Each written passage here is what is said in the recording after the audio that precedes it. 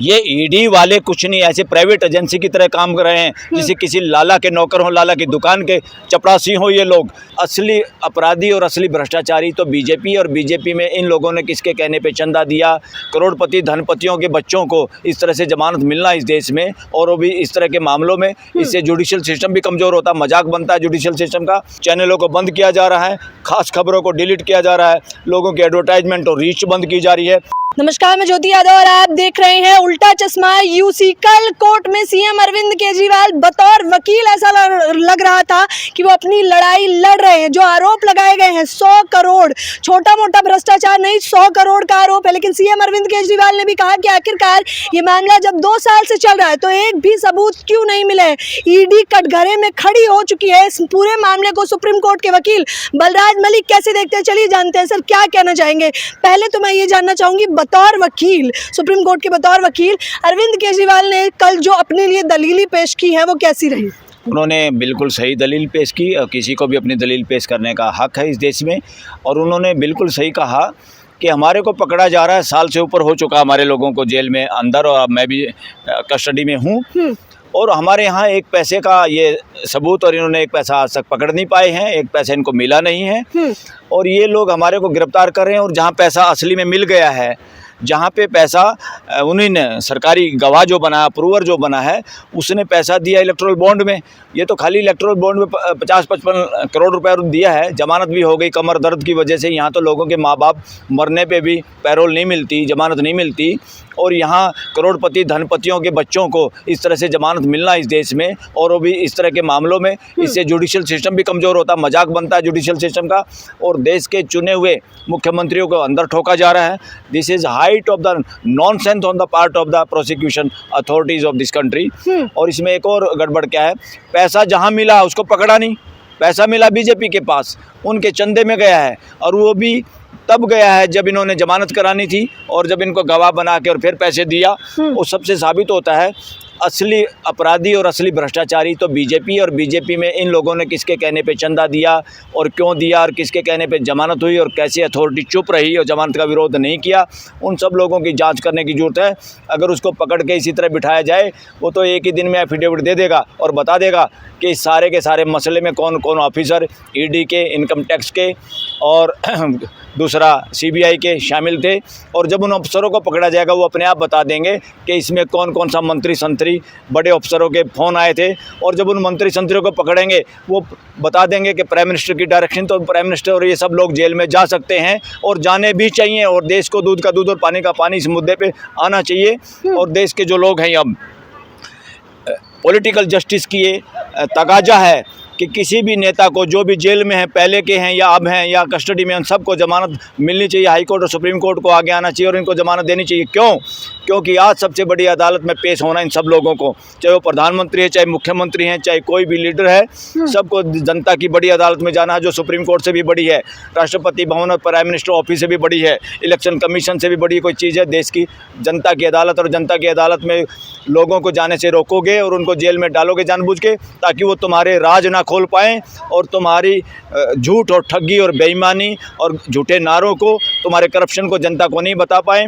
ऐसा करेंगे तो सुप्रीम कोर्ट और हाई कोर्ट भी देश की जनता की दोषी हो जाएगी। इनको तुरंत जमानत देने की ज़रूरत है, ताकि सब इक्वल लेवल प्लेइंग फील्ड पे खेल सके और जनता की अदालत के सामने नतमस्तक होकर अपनी अपनी बात बता सकें। और कांग्रेस का भी जो इलेक्शन कमीशन, इसने इनकम टैक्स वालों ने अकाउंट फ्रीज किया है, वो भी इस वक्त में गैर कानूनी है। हाई कोर्ट और सुप्रीम कोर्ट में उसमें भी इंटरवीन करके इमीडिएट उनके खाते को खोल देना चाहिए।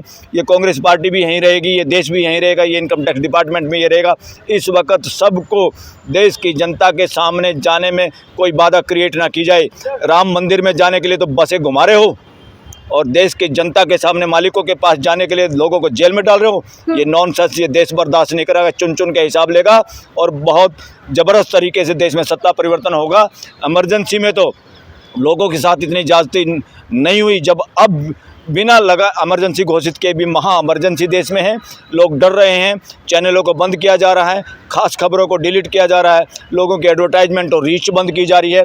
और सुप्रीम कोर्ट के चीफ जस्टिस को भी कहा जा रहा है कि ये लोग कुछ बोल रहे हैं इलेक्ट्रल बॉन्ड के बारे में और अपने तरीके से अंदाज़ा लगाते हैं। अरे सॉलिसिटर जनरल कौन होता है, इस देश का प्राइम मिनिस्टर कौन होता है, इस देश का अटॉर्नी जनरल कौन होता है, इवन इस देश का चीफ जस्टिस भी इस देश को रोक नहीं सकता। लोग अपने अपने तरीके से अपनी कोई बात को समझेंगे और समझ सकते हैं, कोई नहीं रोक सकता।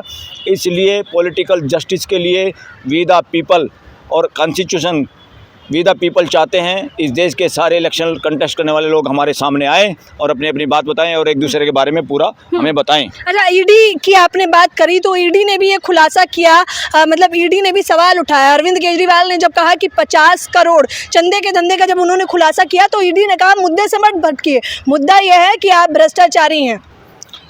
ये ईडी वाले कुछ नहीं, ऐसे प्राइवेट एजेंसी की तरह काम कर रहे हैं, जैसे किसी लाला के नौकर हो, लाला की दुकान के चपरासी हो। ये लोग, इन लोगों को काम करना देश के कॉन्स्टिट्यूशन के हिसाब से और अपने जो ऑटोनॉमी को ध्यान में रखते हुए। इनको ध्यान में नहीं आ रहा कि जो कंपनियों की कमाई कम और चंदा ज़्यादा, इमीडिएट ध्यान नहीं आया उन कंपनियों के पास वो पैसा कहाँ से आया। ये सारा का सारा मनी लॉन्ड्रिंग है और बहुत बड़े लेवल पे कैश इन पार्टियों को मिला है। सत्ता पक्ष में जो बैठे हुए लोग हैं, इनको इमीडिएटली इस देश के उन लोगों को पकड़ने की जरूरत है। अच्छा, कस्टडी को आप कैसे देख रहे हैं सर? 1 तारीख तक अब फिर से वो कस्टडी में रहेंगे ईडी के, क्या उनकी दलीलें काम नहीं आई कोर्ट में? देखिए, अब दलीलें काम आएंगी, कोर्ट में नहीं आएंगी। नीचे की कोर्टों पे बहुत प्रेशर रहता है। डिस्ट्रिक्ट कोर्ट के सुप्रीम कोर्ट के चीफ जस्टिस बार बार कह चुके हैं डिस्ट्रिक्ट कोर्टों को प्रेशर में आने की जरूरत नहीं, मगर ग्राउंड रियलिटी ये है डिस्ट्रिक्ट जुडिशरी प्रेशर में रहती है और बहुत सारे हाई कोर्ट के प्रेशर में भी डिस्ट्रिक्ट जुडिशरी बहुत बार काम करती है। अब उनको डर लग रहा है कि सत्ता परिवर्तन होगा तो क्या होगा हमारा। तो ऐसे सारे लोगों ने लेटर लिखा। असली देश के वकील, ज़्यादातर वकील देश के कॉन्स्टिट्यूशन के साथ खड़े हैं, चीफ जस्टिस के साथ खड़े हैं, अच्छे जजों के साथ खड़े हैं और देश के लोगों के फंडामेंटल राइट के साथ खड़े हैं। अगर इसी तरह वकील पहले भी खड़े हो जाते, शायद इमरजेंसी में भी उस तरह के हालात ना होते आज, क्योंकि देश वो चीज़ों को देखा हुआ है और अब जो स्थिति है उस इमरजेंसी से भी बुरी स्थिति है, भयंकर स्थिति है और देश सारा एकजुट है। देश अपने हिसाब से हिसाब चुकता करेगा और इसमें सरकार डरी हुई है और ख़ासतौर पर प्राइम मिनिस्टर को बड़ी चिंता है कि अगर ये चीफ जस्टिस के रहते हुए, हम तो उम्मीद भी करते और मांग भी करते हैं देश में राष्ट्रपति शासन लगाया जाए, उन्हीं के तहत देश में इलेक्शन हो और चीफ जस्टिस और सुप्रीम कोर्ट की देख रेख में इलेक्शन कमीशन काम करे। अदरवाइज़ ये लोग देश का बेड़ा गर्क कर सकते हैं। ईडी का जो कर्मचारी है, जो अफसर है, जो इंचार्ज है, जो डायरेक्टर है, उसको दिखाई नहीं दे रहेगा, वो जेल में जाएगा। वो जेल में जाएगा फ्यूचर में अगर वो इस तरह की शरारत करेगा, पिक एंड चूज करेगा।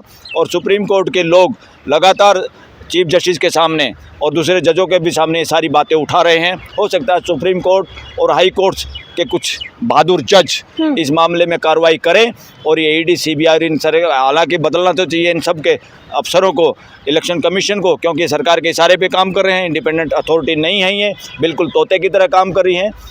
अगर ये साबित हो जाता है कि एक तरफा कार्यवाही ईडी कर रहा है तो उन पर कौन कौन सी धाराएं लगेंगी? एक तरफा कार्रवाई कर रहे हैं तो बहुत सारी धाराएं हैं ऐसी जो कि सरकारी कर्मचारी अपनी ड्यूटी ना करके वो काम करता है जो उसकी ड्यूटी नहीं है। इसलिए उसकी काम की ड्यूटी है एज पर द लॉ काम करने की।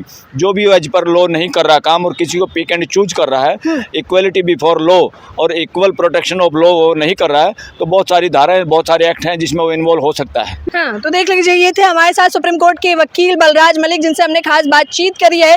ईडी की एक तरफा जो प्रतिक्रियाएं चल रही हैं उससे जनता भी नाराज है और सुप्रीम कोर्ट के वकील का कहना है अगर ये साबित हो जाता है तो कई सारी धाराएं भी लग सकती हैं। 2024 चुनाव में एक तरफा बीजेपी को जो लग रहा था कि उनकी जीत होगी, तो वो आप ये लगा लीजिए कि उनका चला हुआ दाव फेल हो चुका है, क्योंकि जगह जगह राजधानी दिल्ली की भी जनता अरविंद केजरीवाल के समर्थन में आ गई है। आप लोगों को क्या लगता है?